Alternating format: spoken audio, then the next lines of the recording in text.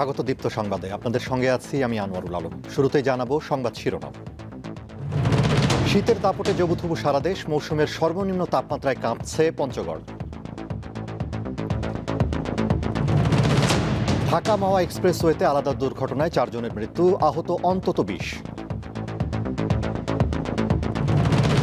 রাজধানী সহ দেশের বিভিন্ন স্থানে ভূমিকম্প অনুভূত, রিখটার স্কেলে মাত্রা 5।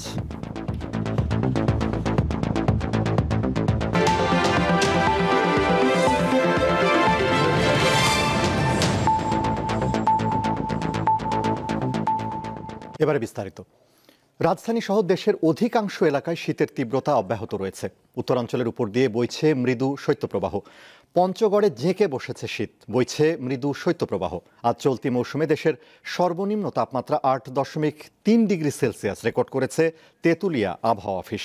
কুড়িগ্রামে সকাল 6টায় সর্বনিম্ন তাপমাত্রা পরিমাপ করা হয় 9.5 ডিগ্রি সেলসিয়াস। একই সময়ে দিনাজপুরে সর্বনিম্ন তাপমাত্রা 10.1 ডিগ্রি সেলসিয়াস রেকর্ড করা হয়।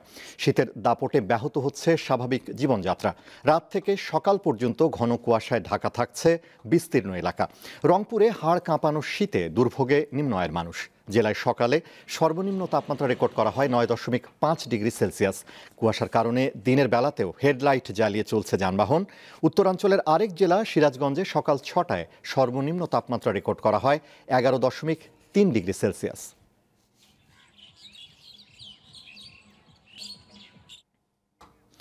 দেশজুড়ে চলমান শীতের তীব্রতা ও কুয়াশার প্রভাব আরও কয়েকদিন থাকতে পারে বলে জানিয়েছে ঢাকার আবহাওয়া অফিস। বর্তমানে রংপুর, রাজশাহী, কুষ্টিয়া সহ আশপাশের অঞ্চলে মৃদু শৈত্যপ্রবাহ বয়ে যাচ্ছে বলেও জানানো হয়েছে। এই কুয়াশার ভাবটা আগামী 7 তারিখ মানে 6-7 তারিখ পর্যন্ত থাকবে। এরপরে হয়তো তাপমাত্রা কুয়াশার ভাবটা কেটে গেলে আপনার তাপমাত্রাটা কিছুটা বাড়বে। সেক্ষেত্রে কুয়াশাটা কেটে গেলে আমরা সূর্যের আলো পাবো। সেই ক্ষেত্রে দিনের বেলা যে তীব্র শীত, এই শীতের অনুভূতিটা অনেকটা কমে আসবে। তবে শীত কিন্তু থাকবে, তার কারণে আমরা যেটা বলছি যে ডিসেম্বর মাস শীতলতম মাস। বর্তমান যে পরিস্থিতি, এখানে দেখা যাচ্ছে রংপুর বিভাগ সহ রাজশাহী, ঈশ্বরদী, নওগাঁ এবং কুষ্টিয়া অঞ্চল সমূহের উপর দিয়ে মৃদু শৈত্যপ্রবাহ বয়ে যাচ্ছে। ঢাকা মাওয়া এক্সপ্রেসওয়েতে আলাদা সড়ক দুর্ঘটনায় 4 জন নিহত হয়েছেন, আহত অন্তত 20 জন। হাইওয়ে পুলিশ জানায় ভোর 5টার দিকে এক্সপ্রেসওয়ের হাসাড়া এলাকায় ঢাকামুখী লেনে যাত্রীবাহী বাস ও ট্রাকের সঙ্গে সংঘর্ষে নিহত হন 2 জন। এছাড়া বৃহস্পতিবার রাত 11:30টার দিকে সিরাজদি খানের নিমতলা এলাকায় কাভার্ড ভ্যানের পেছনে যাত্রীবাহী মিনিবাসের ধাক্কায় 2 জন নিহত হন। তারা হলেন আবদুল্লাহ পরিবহনের হেলপার জীবন ও বাস যাত্রী রায়হান। পুলিশ জানায় মুন্সিগঞ্জের সিরাজদি খানের নিমতলা এলাকায় সড়কের পাশে দাঁড়িয়ে ছিল একটি কাভার্ড ভ্যান। এ সময় ঘন কুয়াশায় দেখতে না পেয়ে কাভার্ড ভ্যানটির পেছনে ধাক্কা দেয় একটি মিনিবাস। এতে হতাহতের ওই ঘটনা ঘটে। রাজধানী ঢাকা, উত্তর পূর্বে সিলেট সহ দেশের বিভিন্ন স্থানে সকালে ভূমিকম্প অনুভূত হয়েছে। আবহাওয়া অফিস জানিয়েছে সকাল 10:32 রিখটার স্কেলে 5 মাত্রার এই ভূকম্প অনুভূত হয়। ঢাকা থেকে 482 কিলোমিটার দূরে মিয়ানমারের একটি স্থান এই ভূমিকম্পের উৎপত্তিস্থল। প্রাথমিকভাবে ক্ষয়ক্ষতির কোনো খবর পাওয়া যায়নি।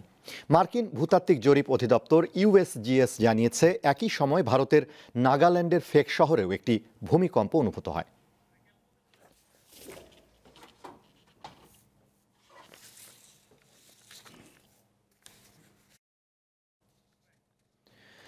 দেশ একটি ফ্যাসিবাদ চক্র থেকে বেরিয়ে এসে নতুন সম্ভাবনার দুয়ার খুলেছে বলে মন্তব্য করেছেন বিএনপি মহাসচিব মির্জা ফখরুল ইসলাম আলমগীর। তিনি আশা প্রকাশ করেন আগামী প্রজন্ম তাদের অন্তরে দেশপ্রেম নিয়ে গড়ে উঠবে এবং বিশ্বে বাংলাদেশ মাথা উঁচু করে চলবে।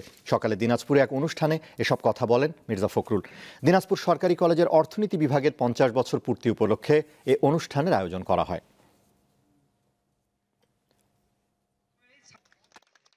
তোমাদের সামনে অনেক বড় দায়িত্ব আছে। বাংলাদেশের অর্থনীতি কিন্তু এখন খুব সংকটের সামনে, বিপর্যয়ের সামনে। এই ফ্যাসিবাদী সরকার 15 বছরে এই দেশের অর্থনীতিকে ধ্বংস করে দিয়েছে। এই দেশের অর্থনীতিকে সচল করবার জন্য যে নীতি নির্ধারণ করা দরকার তা তোমাদের মধ্য থেকে অনেকে বেরিয়ে আসবে। শিক্ষার্থীদের আন্দোলনের মুখে অবশেষে পোষ্য কোটা বাতিলের সিদ্ধান্ত নিয়েছে রাজশাহী বিশ্ববিদ্যালয় প্রশাসন।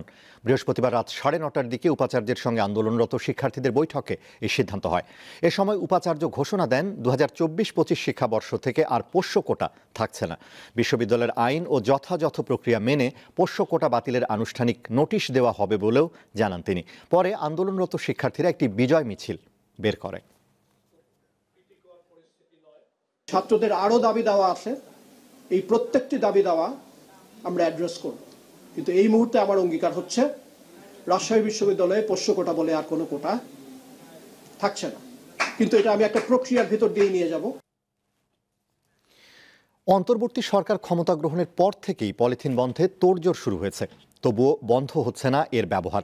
মাগুরায় পলিথিন বন্ধে একাধিকবার অভিযান সহ নানা সচেতনতামূলক কার্যক্রম চললেও কোনো কাজ হচ্ছে না। পলিথিনের কারণে মানবদেহে বাসা বেঁধেছে ক্যান্সার সহ নানা জটিল সমস্যা। বিশেষজ্ঞরা বলছেন পলিথিন বা প্লাস্টিক ব্যবহারে হরমোন বাধাগ্রস্ত হয়, ফলে দেখা দিতে পারে বন্ধ্যত্ব, নষ্ট হতে পারে গর্ভবতী মায়ের ভ্রূণ, বিকল হতে পারে লিভার ও কিডনিও। আবার পরিত্যক্ত প্লাস্টিক মাইক্রোপ্লাস্টিকে পরিণত হয়ে দূষিত হচ্ছে বাতাস, পানি ও মাটি, কমে যাচ্ছে মাটির উর্বরতা। এই সমস্যা প্রতিরোধে 1 নভেম্বর থেকে সারা দেশে নিষিদ্ধ করা হয়েছে পলিথিন ব্যবহার। এরই মধ্যে নিষেধাজ্ঞা কার্যকর করতে মাগুরার বিভিন্ন বাজারে মনিটরিং করছে ভোক্তা অধিকার সেনাবাহিনী, পুলিশ প্রশাসন ও জেলা প্রশাসন। তারপরও যত্রতত্র ব্যবহার হচ্ছে পলিথিনের। পলিথিন মনে করেন কেউ কারোর কাছে একটা সাইজ আছে, পুরনটা ছিল একটা, তাই হলো দেশে কেউ খুঁটে উনি আসতে বাড়িতে আনতেছে, আমরা দেবো কিছু এটা, তারপর আমরা এটা কিনছি 1 টাকা চাই না করে কিনা পড়েছে। এটা ব্যাগ ছাড়া সদাই বেচা যাবে। এই যে কাপড়ের ব্যাগ দিয়ে গেছে, এটা আমাদের জন্য পরিবেশের ক্ষতি হয় না, লাভই হয়, পরিবেশটা ভালো থাকে। পলিথিন তো বেশি দিন যায় না, আর ব্যাগ দিয়েছে, ব্যাগ অনেক দিনই যায়। কাপড়ের ব্যাগ যেগুলো দিয়ে যাচ্ছে বাজারে, আমরা ওগুলো সংগ্রহ করার জন্য চেষ্টা চালাচ্ছি। ক্রেতাদের বাজারে আসার সময় কাপড়ের ব্যাগ নিয়ে আসার পরামর্শ দিয়েছেন ব্যবসায়ীরা। পলিথিন শপিং দেওয়া হবে না, সেই ক্ষেত্রে মানুষ সচেতন হয়েছে। আমরা পরিবর্তে কিছু এই কাপড় জাতীয় ব্যাগ আপাতত দিয়ে সবাইকে বোঝাচ্ছি। পলিথিন ব্যাগের বিকল্প হিসেবে বাজারে কাপড়ের ব্যাগ ব্যবহারে উৎসাহিত করছেন জেলা প্রশাসক। আইন প্রয়োগ করার চেয়ে আমরা যদি আমাদের অভ্যাসের পরিবর্তন করতে পারি, আমরা যদি নিজেরাই আমাদের অভ্যাস পরিবর্তন করে যদি আমরা যে ব্যাগগুলো আমরা একাধিকবার ব্যবহার করতে পারবো, সেই ব্যাগ যদি আমরা ব্যবহার করি, তাহলে অটোমেটিক্যালি আমাদের পলিথিনের প্রয়োজন পড়বে না। নিয়মিত বাজার মনিটরিং এবং ক্রেতা বিক্রেতাদের মধ্যে সচেতনতা সৃষ্টি করতে পারলে পলিথিন ব্যাগের ব্যবহার কমে আসবে, এমনটাই মনে করছেন সংশ্লিষ্টরা। দীপ্ত, বার্তা কক্ষ। বাগেরহাটের মোরেলগঞ্জে একটি সেতুর অভাবে ভোগান্তিতে রয়েছে 16টি গ্রামের কয়েক হাজার মানুষ। স্থানীয়রা সুপারি গাছ ও বাঁশ দিয়ে অস্থায়ীভাবে সেতু মেরামত করে ব্যবহার করলেও প্রায়ই ঘটছে দুর্ঘটনা। তাই সেতুটি দ্রুত মেরামত বা নতুন করে নির্মাণের দাবি জানিয়েছেন স্থানীয়রা। কোনো মতে জোড়াতালি দিয়ে চলছে যাতায়াত। এই চিত্র বাগেরহাটের মোরেলগঞ্জ উপজেলার চালিতাবুনিয়া গ্রামের। 50 বছরের পুরনো এই সেতুটি বিভিন্ন সময়ে সংস্কার করা হলেও নতুন করে নির্মাণ করা হয়নি। বন্যার পানির চাপ এবং বিভিন্ন মালবাহী ট্রলারের আঘাতে পিলারগুলো ক্ষতিগ্রস্ত হলে ব্রিজের একটি অংশ ভেঙে যায়। স্থানীয় গ্রামবাসী চলাচলের জন্য ব্রিজের কিছু অংশ মেরামত করে কোনোমতে যাতায়াত করছে, কিন্তু প্রতিনিয়তই ঘটছে দুর্ঘটনা। এই দুই পাশে সর্বমোট 16টা গ্রামের প্রতিনিয়ত 10,000 লোক আপ ডাউন করে। 3 পরের বাচ্চারা পাড়াইয়ে আসে, আমাদের এই পারে আসতে খুব কষ্ট হয়। ব্রিজের দুপাশে রয়েছে 16টি গ্রাম, প্রাথমিক বিদ্যালয় ও মাদ্রাসা সহ রয়েছে 6টি শিক্ষা প্রতিষ্ঠান। প্রতিদিন 10,000 মানুষ চলাচল করে এর উপর দিয়ে। আমি খাওয়ালে স্কুলে পড়ি, এখানে যাই, তাই আমার ভয় লাগে। আমরা চাই যাতে দ্রুত এই কাঠের পুলটি সংস্কার হোক বা নতুনভাবে একটা ব্রিজ নির্মাণ হোক। স্থানীয় সরকার প্রকৌশল অধিদপ্তর বলছে নতুন করে ব্রিজটি নির্মাণের উদ্যোগ নেওয়া হয়েছে। আমরা ওই ব্রিজটি দ্রুতই মেরামত করে দেওয়ার ব্যবস্থা গ্রহণ করেছি। জায়গা জটিলতার কারণে জমি অধিগ্রহণ করতে হবে। নতুন করে আরেকটি প্রজেক্ট প্রস্তাব করেছি। বর্তমানে চলাচলের জন্য ব্রিজটা দ্রুত সংস্কার করে দেব। তবে গ্রামবাসীর সুবিধার্থে আপাতত এটি সংস্কার করে দেয়া হবে। ঝুঁকিপূর্ণ এ ব্রিজটি দ্রুত মেরামত করে চলাচলের উপযোগী করা হবে, এমনটাই প্রত্যাশা স্থানীয়দের। দীপ্ত বার্তা কক্ষ। অবরুদ্ধ গাজায় ব্যাপক বিমান হামলা চালিয়েছে ইসরায়েল। স্থানীয় সময় বৃহস্পতিবার উপত্যকা জুড়ে অন্তত 34টি হামলা চালিয়ে 71 ফিলিস্তিনিকে হত্যা করে নেতানিয়াহুর সেনারা। নিহতদের মধ্যে গাজার পুলিশ প্রধান মাহমুদ সালাহ এবং তার সহকারী ছাড়াও 2 সাংবাদিক রয়েছেন। এছাড়া শুক্রবার ভোর থেকে চালানো হামলায় প্রাণ গেছে আরও 17 জনের। গাজার হাসপাতালগুলোতে হামলার নিন্দা জানিয়েছে জাতিসংঘ। এদিকে ইয়েমেন থেকে ফের ইসরায়েলে হামলা চালিয়েছে হুতি বিদ্রোহীরা। এ সময় তেল আবিব সহ বেশ কিছু জায়গায় সাইরেন বেজে ওঠে। সাউথ কোরিয়ার অভিশংসিত প্রেসিডেন্ট ইউন সুক ইয়োলকে গ্রেপ্তারের চেষ্টা চালিয়েছে দেশটির তদন্তকারী সংস্থা। তবে নিরাপত্তা বাহিনী এবং ইয়োলের সমর্থকরা তাদের প্রতিহত করেন।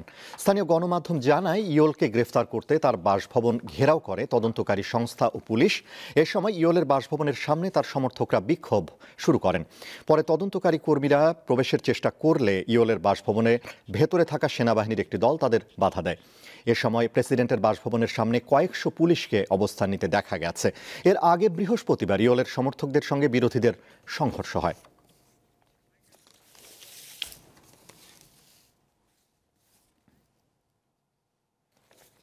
নতুন বছরে প্রথমবার মাঠে নামার অপেক্ষায় স্প্যানিশ জায়ান্ট রিয়াল মাদ্রিদ। লা লিগায় ভ্যালেন্সিয়ার বিপক্ষে তাদের ম্যাচ শুরু হবে রাত 2টায়। 18 ম্যাচে 40 পয়েন্ট নিয়ে টেবিলের 2-এ আছে লস ব্লাঙ্কোরা। তাদের সামনে শীর্ষস্থান দখলের হাতছানি। প্রতিপক্ষ ভ্যালেন্সিয়া আছে টেবিলের 9 নম্বরে, যাদের বিপক্ষে সবশেষ 5 বারের দেখায় 2 জয়, 1 হার আর 2 ম্যাচ ড্র করেছে আনচেলত্তির শিষ্যরা।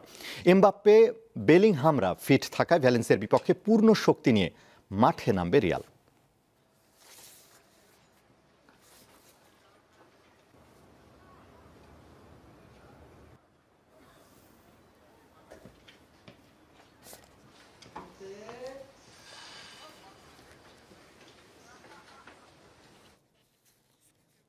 শেষ করব দীপ্ত সংবাদ, যাবার আগে শিরোনামগুলো জানাবো আরও একবার। শীতের দাপটে জবুথবু সারা দেশ, মৌসুমের সর্বনিম্ন তাপমাত্রায় কাঁপছে পঞ্চগড়। ঢাকা মাও এক্সপ্রেসওয়েতে আলাদা দুর্ঘটনায় 4 জনের মৃত্যু, আহত অন্তত 20। রাজধানী সহ দেশের বিভিন্ন স্থানে ভূমিকম্প অনুভূত, রিখটার স্কেলে মাত্রা 5।